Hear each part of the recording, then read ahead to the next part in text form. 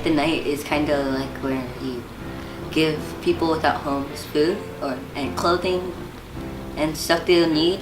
Not only give them the tea, blankets, socks, but we also want to bring up a conversation with them. I think that's the key point of it, to be able to communicate with people who usually don't get to like have nice conversations with people sometimes. A few words can make someone's day. All of the negative things, but most people we talk to in like the night, they're really just normal people just like us. Not everybody is out here homeless trying to get drug money or homeless because they were on drugs. They just went through some really unfortunate events that happened in their life.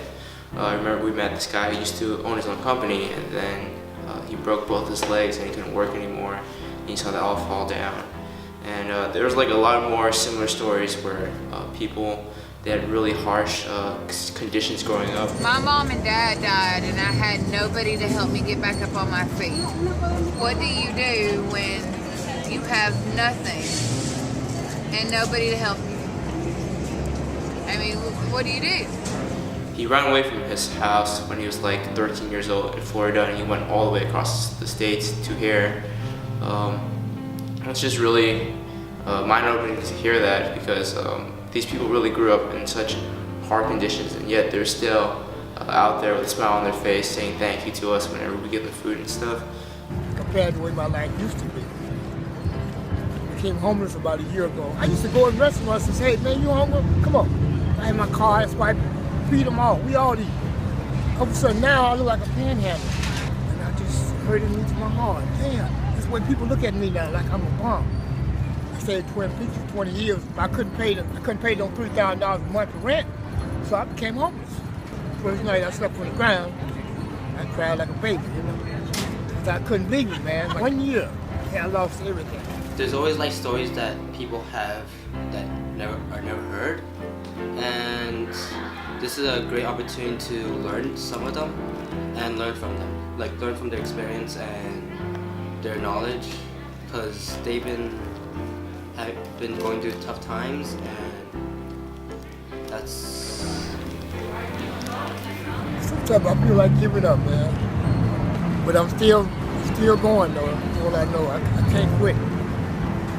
He was making these little dream catchers out of like random things like earrings, like earring hoops, or string he finds and beads and whatever people drop or donate.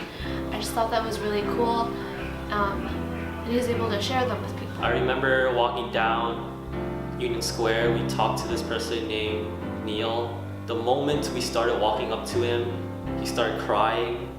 And I think that what really hooked me into doing like the night. It's kind of an experience you can really only do, like, and if you at least try to reach out to people. He said, I haven't had this many people around me, and it feels like family to me.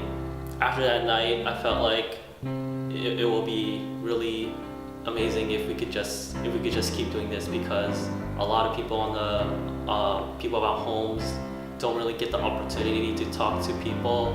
Some just want their voice to be heard. It gave me an opportunity to help the youth and the people in our community.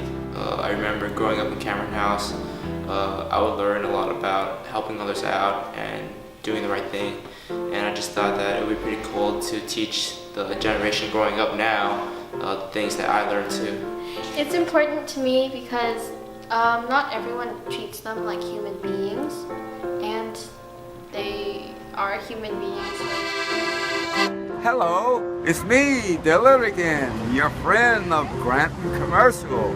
Anyway, I want you all to know, well, I'm sure most of you are grown by now.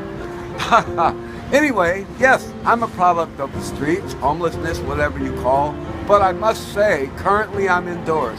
But I do recall the people of the Chinatown community were very warm. As a matter of fact, my best friend is the one that got me off drugs.